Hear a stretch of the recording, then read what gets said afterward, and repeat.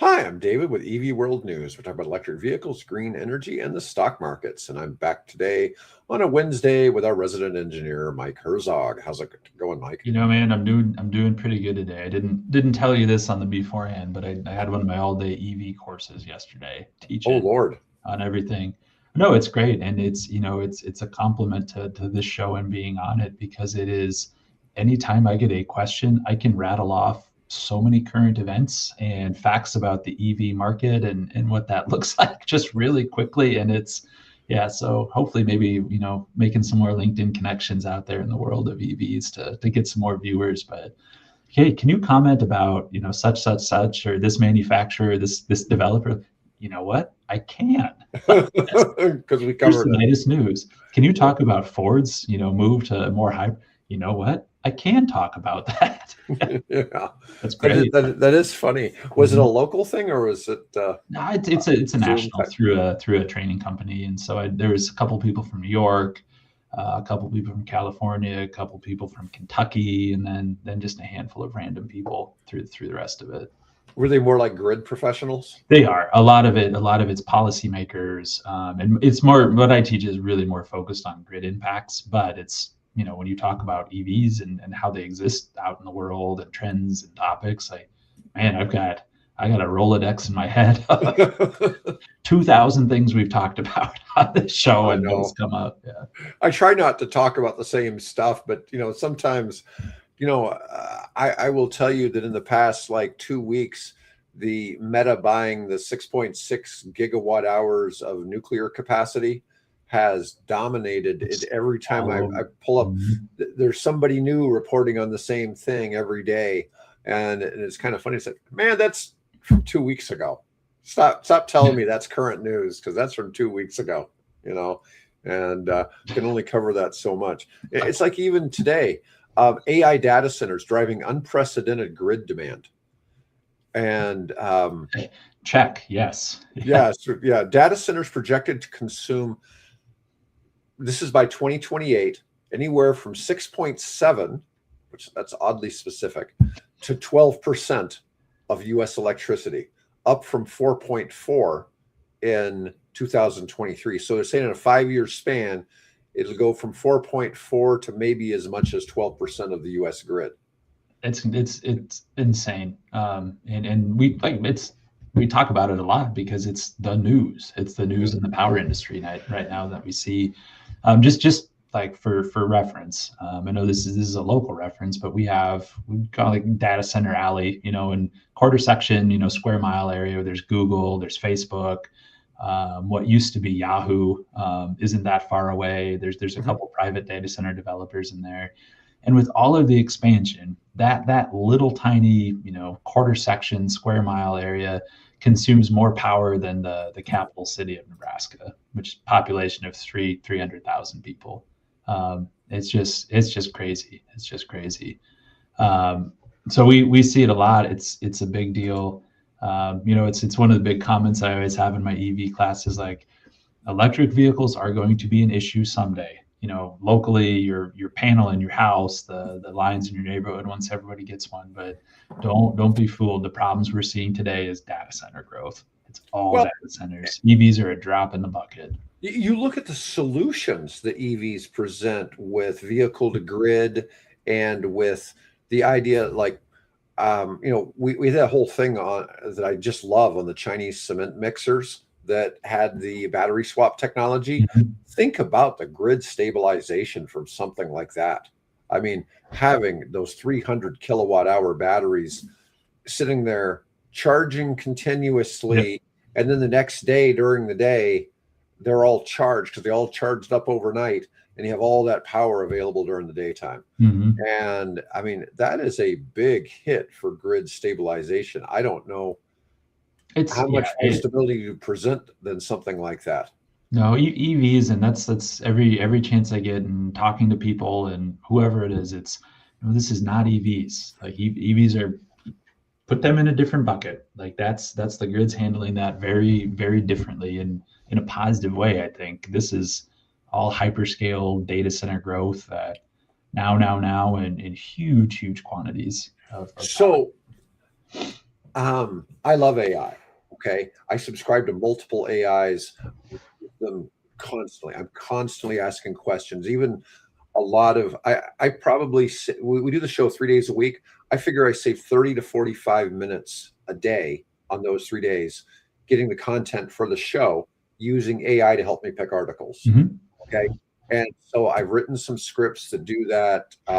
Even our stock ticker, Yogi, I think, has it programmed to automatically create itself at a certain time of the day to do that. Yeah. Okay. So our producer for the show, he does this. And so we have all these things. On the flip side, AI does not create jobs. It's the opposite, right? And so I'll tell you, so like, for those of you that don't know, Mike and I are working on some projects to sell energy with eventually it being nuclear energy, Mhm. but we're providing power to what seems to be manufacturing. Our avatar seems to be manufacturing. Manufacturing drives jobs. We have a current administration that's trying to drive manufacturing and manufacturing because that creates jobs. Jobs require housing. Mhm. Um, but to have manufacturing and housing, you have to have energy. And so what happens is you have this terrible, it's chicken and the egg, but you also need a place to lay the egg, right? Yeah. And so 100%. yeah, Yeah. you need the chicken coop as part of the process too. So you have to have all of these things. And so these cities that are trying to court manufacturers don't have the power for it. So I hear people all the time. It's like, can't you do this for AI? It's like, well, you can, but AI is not going to give you any jobs. It's just going to eat your Mhm. resources. Okay. So and I'm not trying to criticize AI. I know I'm going to be selling energy for AI projects too. But I'm just, I was talking to a real estate developer today. He wants nuclear energy to help power some communities that don't have, there's no access to power. The power is not there. The generation's not there. And I'm like, well, you need jobs to sell your homes. Mhm. And so, we're trying to fill that by telling Yeah, us. I think it's not to get too deep into our side business or what main But, business but when we're this looking is, at a lot of we're this, but it's talking. just it is interesting the way we've kind of landed in manufacturing and looking at it from that perspective, and it just feels so much more tangible. You know what I mean? Right. It's just, okay, this is a real project. We get it. It's here for the long haul. You have expansion plans.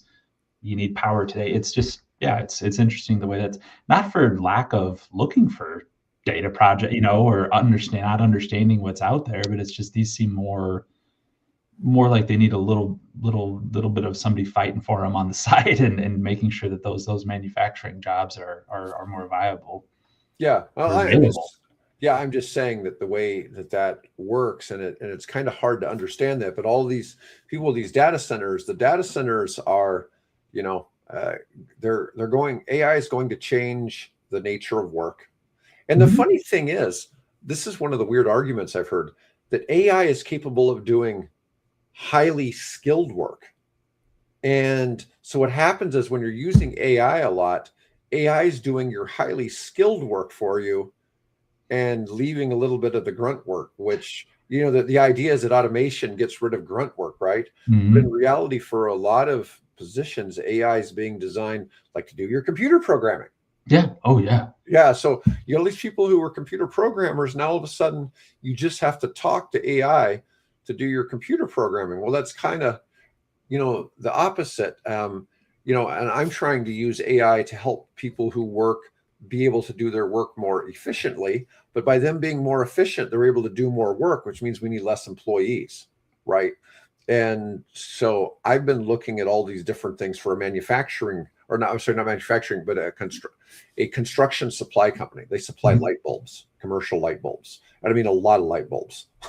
Like they have 105,000 square feet of light bulbs. A lot of Okay. light bulbs. It's a lot of light bulbs.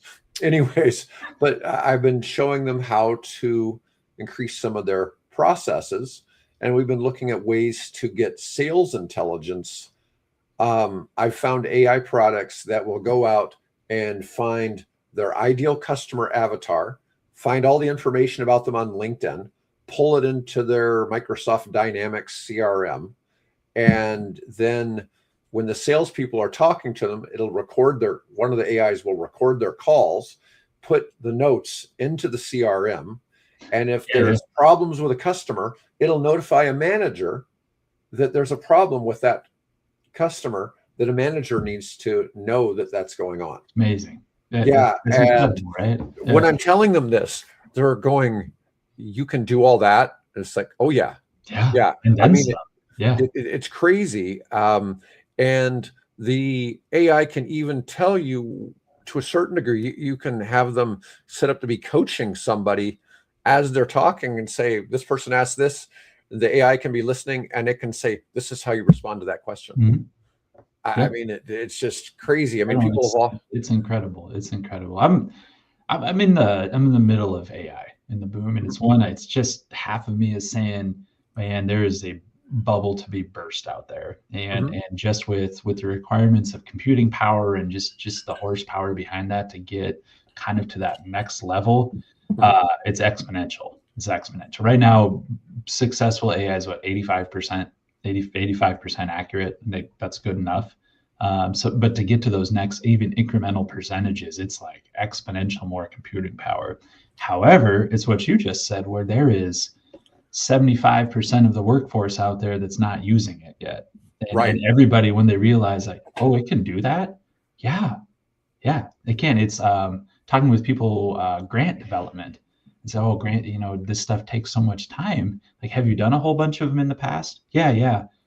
Feed it into the model and say, here's my new application. These are the questions they're going to ask. 50% of them are the same, just worded slightly. Spit it out, update it. And it's things like that where, oh, I didn't know I could use it for that. It's not cheating. These are your own words. I mean, it's just repurposing it for it's amazing that part of it, the applications out there, it's not even scratching the surface. No, I taught somebody how to write an agent to solve a problem that they had as something that they felt consumed too much of their workday. And I actually taught them how to write the agent so they could go back to China, where we have 17 employees in China in a sourcing company, to how to all do the same thing. And it was going to save them all a couple hours a day. Yeah. I mean, but it was something where there was one computer system that didn't talk to the other computer system. And this is actually a problem in that a lot of software products you use in the States don't work over in China, because especially like Google products, they don't allow WhatsApp. Oh, that WhatsApp, they don't allow Facebook or Google products. You don't have WhatsApp in China? No, you have to use WeChat. Oh, because God, everywhere else in the world, it's all WhatsApp. I mean, if you don't have WhatsApp on your phone, you're not communicating. But you can't use WhatsApp in Dubai. You can't use it there either? Really? Yeah. So it's only two places I'm aware of that you can't use it, but there's probably more. But those are the only two that I personally had experiences with where you can't use WhatsApp. Yeah, it's really strange. And I'm not a real big fan of WeChat. It's you almost have to get somebody who lives in China to approve you to be a WeChat user. So you can't just go and download WeChat. I mean, you can download it, but you have to. I've never. Yeah. So if you're dealing with somebody there, Taiwan, people from Taiwan can add you too. And so it's really kind of a bizarre, but once you're on WeChat, you can add other WeChat users. It's just if you don't have WeChat, you got to get your foot in the door. You got to get your friend at the CCP to. One of my local friends at one of the universities here, he's a professor. His sister is probably about as high up as you can get as a female in the CCP. What was it? Bill sent me an article yesterday. I'm always talking about China's run by engineers and we're run by lawyers. Somebody, had this article. Bill felt he should send it to me, but they went more in depth on the topic, and some of it got kind of funny. It's like they're at the highest level, there's no women, and so it's like, so my friend's sister has got to be one of the highest.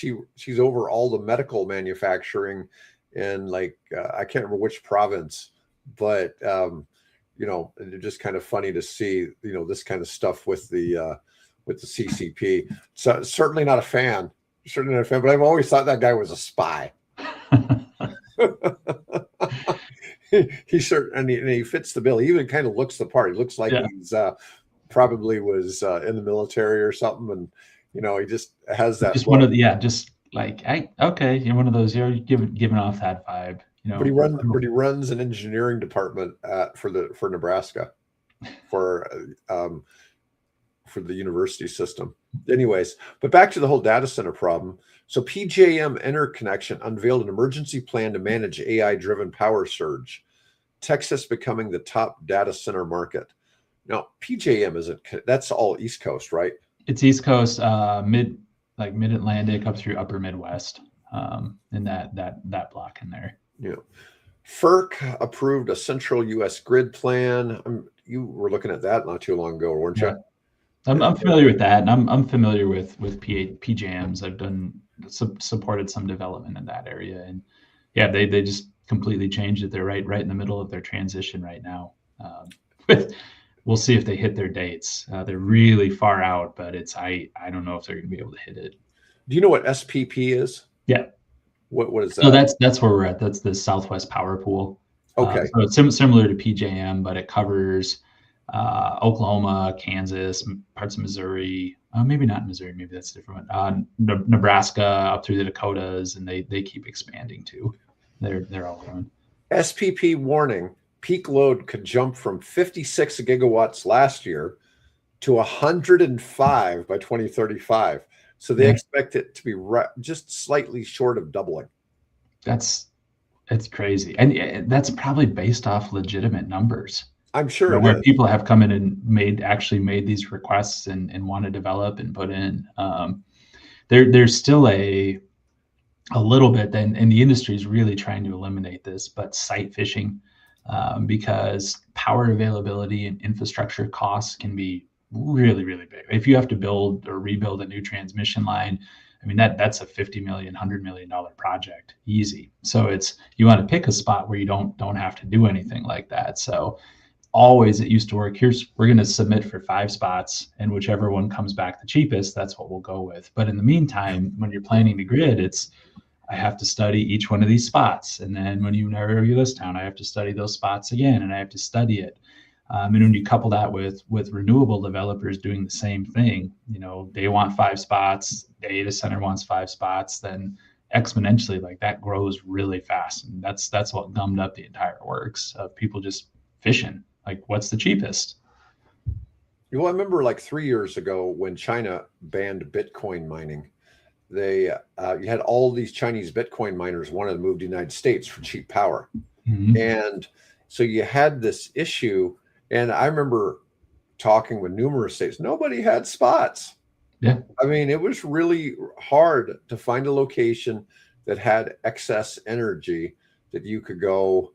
I mean, a lot of it was infrastructure. It's like, okay, here's a location in Missouri where 20 years ago they were manufacturing steel, and it doesn't do that anymore. And so all of the transformers are there, all the power lines are there. We could give you the kind of energy draw there if we had the excess energy to sell you, right? And it's like, damn, and that's we're going back to that point. It's like we keep talking about. There's all these places want electricity. They have, they may have a way to get transmission lines, but there's no way to sell them power. There's no power. Yeah, there's no power available. And it's like talk with developers in that space and work with some private investment, looking at developing, and it's an interesting play. It's like, yeah, there's money to be made. There's things out there, but we'll just find all the easy spots are gone. Like we'll find a great location and it's going to be ready and there's power, and it may be 5 years ago, but those have been gone for years, and like the lines out the door with the largest companies in the world, your Metas and Alphabet and everybody, that they're in line ahead of you and have unlimited capital to throw at this. So you're not going to get it. I'm sorry. Yeah, it's nuts. When we have stories like the guy we had on from Denver who was trying to get a couple of EV chargers hooked up, and it took him 2 years. Mm-hmm. I mean, some of that stuff just seems absolutely ridiculous that it could be those kind of problems. And yet at the same time, aren't there still green energy projects out there that haven't really been connected to the grid yet, that bringing in no revenue? That's the number one reason why green projects go bankrupt, is because they're never connected to the grid in time to be able to actually start selling power and pay their bills. 100%. It's just between supply chain issues, critical pieces of equipment are years out.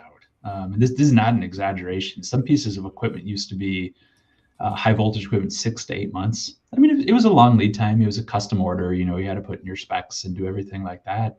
But those things that used to be, okay, put in your order 6 to 8 months. I mean, it's 2 to 3 years now for, you know, bread and butter components. This is not exotic. This is not a, you know, specific puzzle piece widget we have to fit. Like, every project needs these, but it's years out just to get basic equipment anymore. Did you see the news in the last couple of days about what Canada's doing with the EV tariffs? Yeah, I did see that. Dropping from 100% to 100% to 6%, right? Yeah, but they're going to limit it to 49,000 vehicles per year. I didn't see that part of it. Okay. Yeah, but they expect Tesla to be the main. So Tesla will bring their cars they make in China over here instead of from the States. Yeah, but that's a pretty big deal. So we're going to probably see BYD dealers in Canada. You know, that's actually that course I taught yesterday. That was one of the closing comments of like, watch this, because it's the case study. If we open up the U.S. market to Chinese vehicles, like, let's watch Canada, see what happens up there. Yeah. Oh no, that's going to be it's going to be bonkers, because if BYD starts selling their vehicles up there, man, it's going to be really tough for the U.S. manufacturers to compete up there. I think so. Really tough. I think so. Yeah. I mean, when they're delivering vehicles for half the price of what similarly equipped vehicles cost in the United States, man, that's just hard to fathom that they've improved things that much. But a lot of it's because batteries have gotten so cheap. Yep. You know, as the batteries have gotten cheap and the batteries don't cost, you know, so many people still think it costs $30,000-$40,000 to replace a battery in an EV, and the Chinese are delivering EVs for $10,000. You know, with the battery. Battery. Yeah, and you know, so that is hard to fathom that you could have new. No, I think that's one we're going to be watching pretty close over the next year, and just see what the heck does that look like, and how do all of these numbers change, because that's the neighbor to the north. I mean, that's not Mexico or Central America and everything. I mean, that's America effectively, you know, from a per capita, you know, wealth and everything like that, standard of living, expectations, infrastructure. I mean, that's America. Well, it's our only first world neighbor. Yeah. I mean, it's going to be interesting to see. Third world. Yeah. Oh yeah. Yeah. And you get it, like a $10,000 car, very, very going to be very, very popular, you know, in Central America. But Canada, like, I think it's going to be pretty popular there too. Yeah, I mean, you think about that. I mean, that's the price of a golf cart. Yeah, truly. No joke. Yeah, and you get a fully functioning car that's probably, you know, at least as nice as a Nissan Sentra, which is right at 20,000. I think the Sentra is about the cheapest vehicle you can buy in the States now, because I think they got rid of the Versa. They had a cheaper model, and I think they got rid of the Versa. But yeah, so I thought that was a pretty big deal. All right, yeah. So got another article on racing to meet electricity demand, kind of what we've been talking about, but it's from Project Finance. It's a law website, projectfinance.law. Okay, this comes from. But their main insight was gas-fired power plants are 5+ years away. Nuclear is 10 years away. Wind, solar, and batteries are the only solution to meet surging demand until then, despite all the nuclear hype. Well, it's funny because we've been talking about LNG, gasification of trash, waste to energy, and then nuclear in 5-6 years. So this is obviously quite biased. You know, I was at a fusion energy conference when there was saying about how nuclear waste takes 10,000 years to dispose of. Well, unless you run it through one of these reactors that cuts it down to 150. Mhm. And it's like, so, there's solutions and all kinds of things. People have bias, and, we see a lot of this, but, Well, and we see it on both ends, and it's one, there's no place for renewables. They're unreliable. Hey, we need resiliency and reliability in the grid. The other side, where we just said, hey, the only answer is renewables. I don't think we've ever, at least personally, have taken the stance like the only answer is renewables. Like, because the sun doesn't shine at night. What do you do? Like, well, we know that we have gas. We have nuclear today, but renewables help. Our peak load periods are when the sun is shining. It's it helps. It's a positive thing. It takes away from it. Is it the only answer? Is it a standalone solution? Like, absolutely not. Even yeah, even renewables, solar with batteries. Like, is it a standalone solution? No. no, You still need base load out there, but it I see. helps, and it Well, can be I should. deployed quickly now. You remember that I shared that thing with you about this company doing off-grid solar, and they had Mhm. this calculator, but it was like this much solar, this much for the battery Yeah. storage, this much for the LNG. Yeah, or Okay, diesel. God, like yeah, you still need something when the yeah. going gets tough. Like, and that's You I got to don't have think power to turn on and yeah, I don't burn. I don't think people that seriously, kind of analyze the grid from that perspective would ever propose a purely renewable solution. Like, no, you still need something there. You still need something there. Now, we can limit it. You don't have to run as much natural gas during the day when the sun's shining, which is great. But at some point, you need something resilient on the back end of it. Should you run as much solar and wind as possible? Absolutely. Yeah. Get the battery storage out there to help use it to moderate things. Mhm. But ultimately, you've got to have something. And now, this waste to energy with trash, they're calling it base load energy. It's still, in my mind, I just can't see it being 100% uptime, like having, LNG going or something like that. But Yeah. I'm sure it's close. You know what I mean? They It's claim close. they can get real close to it. And it's locally, it just closed within the past couple of years. We had methane collection on one of Hmm. our landfills that powered generating turbines off of that, and that had just dang near 100% uptime. You take it Nice. down for maintenance a little bit, but otherwise those things just ran and ran and ran and ran. Um, Why did they take it down? Was I it? don't I don't know, to be honest with you. I don't know. Maybe it was one of those just end of life, and they didn't want to put it back in. I truly don't know. I mean, I always go back to economics, right? It Yeah, right. Yeah. but you and I talk about this a lot of times. It's like if they were doing it somewhere where it was close to the city, so there wasn't a whole lot of transmission cost, you know, Hmm. And it would. I mean, this is just up here in Douglas County, the Douglas County landfill. Mhm. So I don't know why they got rid of it. It just seemed like it ran. Maybe O&M costs, OpEx was way too high. I don't know. Yeah, and I'm wondering. So one of the things is our power here in Nebraska is pretty cheap, and I'm not sure if the gasification projects of the wet waste to energy, converting it into LNG, if those have would make great economic sense in some place. Because like even some of the stuff you and I've talked about, I've been asked, well, how close is it to a good trash source or a larger population center Hmm. where we could pick up trash and haul it and then burn it at the site. And I'm like, well, probably an hour away. I was thinking like St. Joseph, for instance. Hmm. Um, looks like it's about an hour away on the map. And anyways, but I'm just not sure that how the economics play out. If you can burn LNG and generate power for 6, 7 cents, um, and the trash, I figure is probably more like 9, 10 cents. Do you know what I mean? Yeah. But when we get to nuclear, it's probably 7 cents. Hmm. You know, but the once again, the key advantage of nuclear is that it's right there where you're going to use the It's power. on site. Yeah, and Yes, you cut out that transmission it cost, just and that runs. It just yeah, runs. yeah. And you don't have to worry about it the same way. It's funny because that's a change in nuclear, right?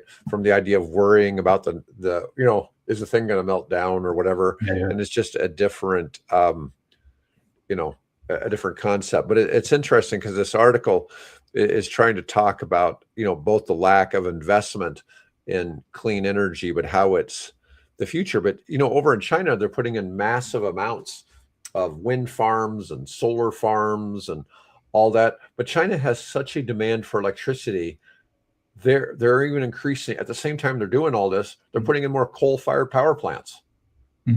So they're absolutely throwing everything up against the wall to try to compete to meet their own energy demands.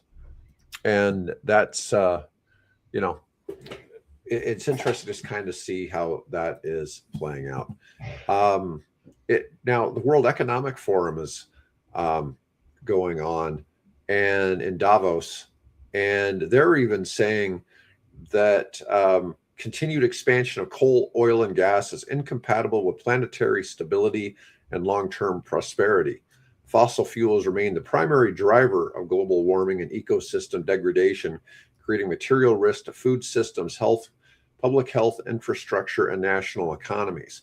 Even if you go away from the global warming discussion, okay, and you leave that out, there's no, you have so many alternative fuel sources now that are actually economically viable. They produce solar so cheap in Asia versus what it costs here in the United States.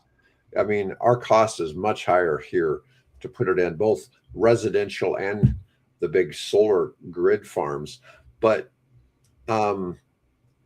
you're seeing a reduction in this fossil fuel usage in general. I mean, you look at China, where they switched half of new vehicle sales to electric.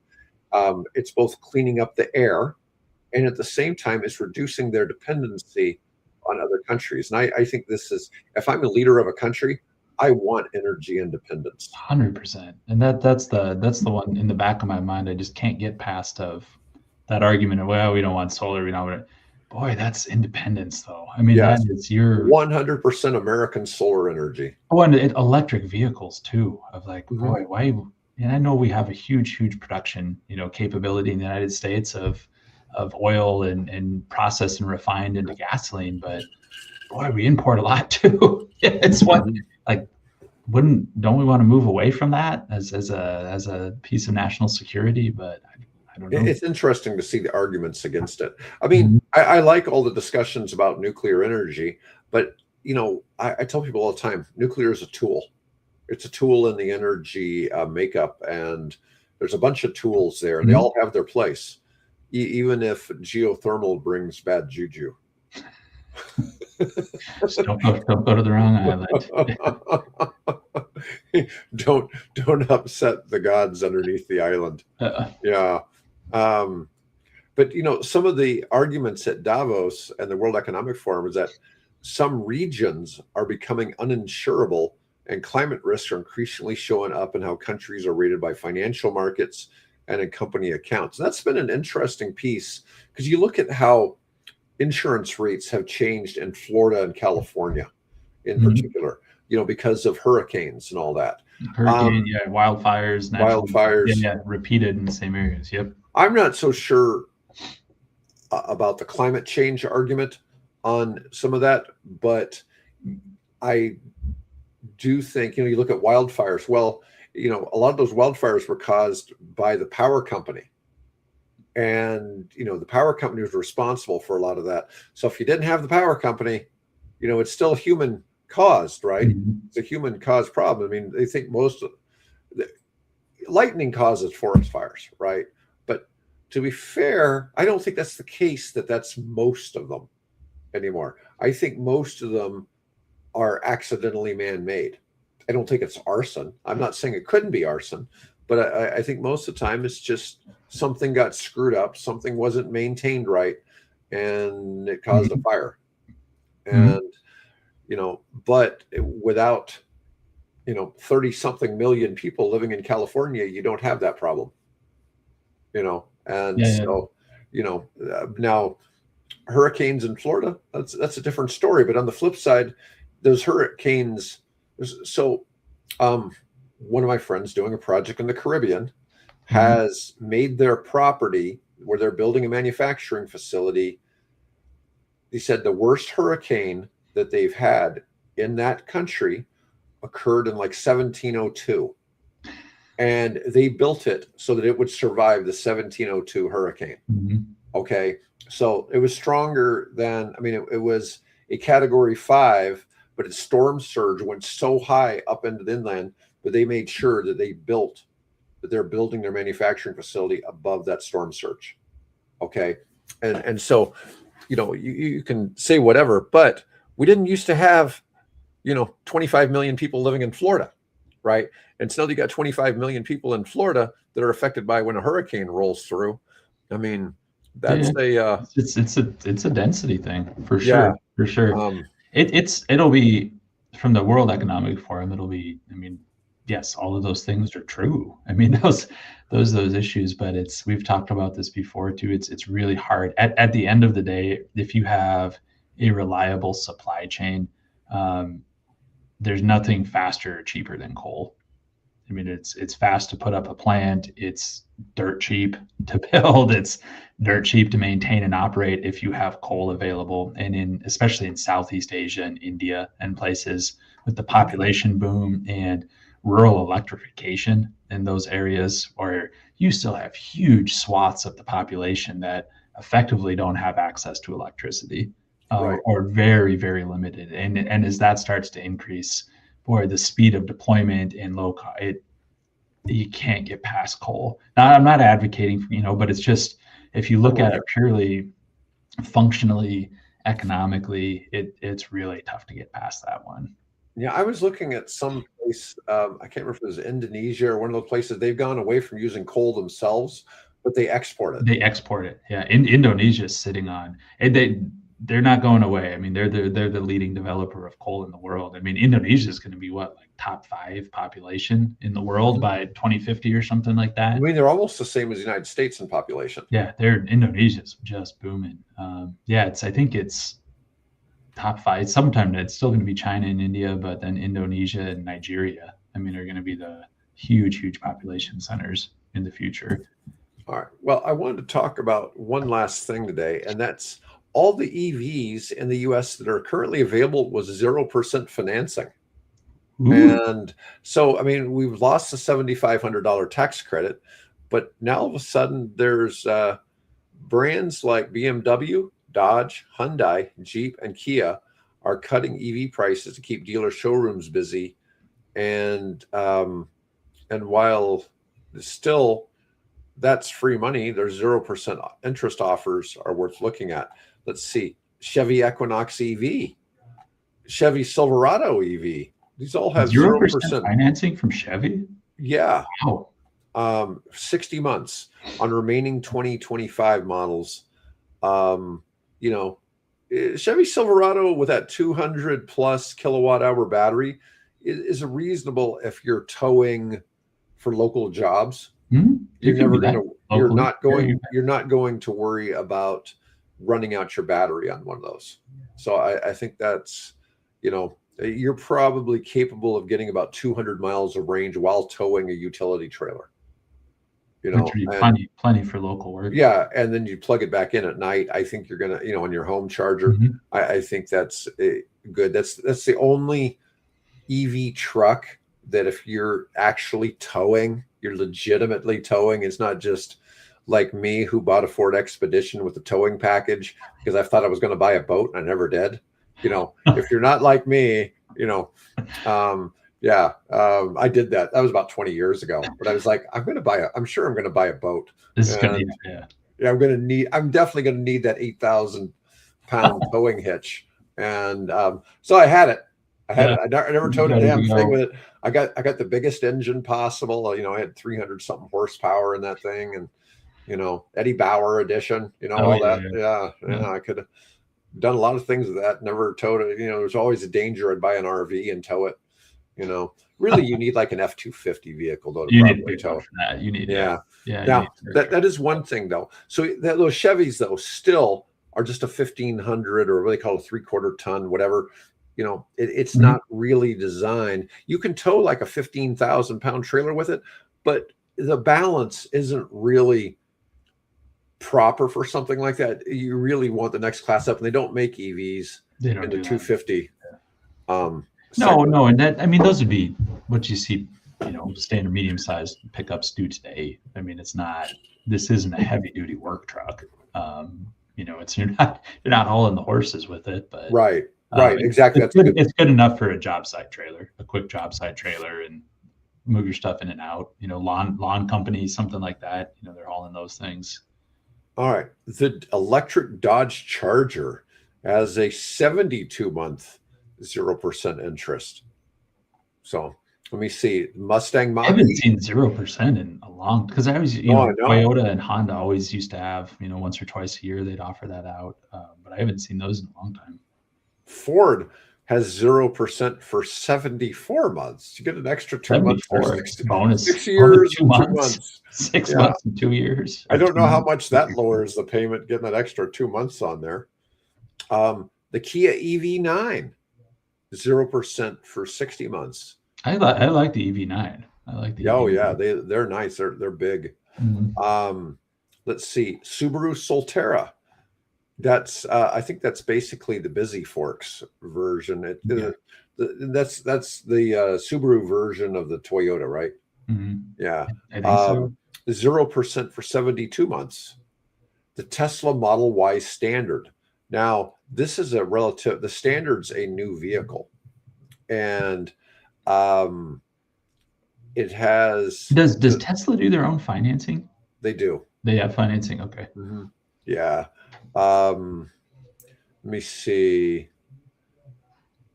The Standard is a little bit stripped down from the basic rear-wheel drive model, but it's 0% for 72 months. So that one, spreads out those payments. Probably pretty economical that way. I mean, that's probably puts the payment under $500. Mm-hmm. So, Volkswagen ID4. I think there was probably more than that, but that was what it gave us for today. That's a lot. I mean, that's not just one dealer putting it out there. That's quite a bit. No, you've got Kia, GM, Tesla. Mm-hmm. That's quite a few companies. I'm gonna go look at that Kia. I'm not in a hurry, to change out my car right now. I like it, but on the same hand, I kind of like that vehicle. Mm-hmm. No, that's nice. There's some pretty good deals out there. Mm-hmm. They're trying to stimulate demand again. Bill and I, last week we were covering. So despite the incentives going away, there's 30 new EV models for 2026. Oh, yeah. 30. That's wild. And there previously wasn't 30 EV models. And now all of a sudden 30 are being introduced to the US market. And I mean, it's just, it's staggering what that growth looks like and what we keep seeing in the space. Mm-hmm. Anyways, that's all we got for today, folks. I want to thank y'all for chiming in. I'll be back Friday with Bobby. Bobby will be my co-host on Friday, Oasis Amps. And because Bill is off talking about solar farms and beehives or something like that somewhere. Maybe him and I have a meeting on that tomorrow with somebody, but it's not till late afternoon. Yeah. Tomorrow at 4:15 Central Time, I'm going to be on E360 TV, which you can view on Roku and some other networks. I'm on a panel that's being moderated by Professor Alan Tratner. Nice. And I'm going to be talking about what's going on in the nuclear energy space. Originally, he thought I was going to be talking about economics. He wanted me to talk a little bit about fission and fusion. And, I can give a spiel on that. I don't claim to be an expert on tokamaks. But I know enough to be dangerous. I know. I know more than most people, And that's what's kind of wild about the whole EV space. The more I've been in it, the more I realize, man, there's just so much I've learned in the past couple of years. And it's like for somebody normal to have any clue what's going on. Jump into it. You realize how big that gap actually is. Yeah. Yeah. The knowledge gap. And it's tremendous. And people have all of these, ideas that I think are being paid for by the fossil fuel industry to get them to not buy EVs because they see Tesla as this major threat. So Anyways, all right. Well, Mike, I will talk to you later. And everybody, thanks for chiming in. I'll be back, like I said, on Friday with Bobby from Oasis Amps as my guest. Have a great day.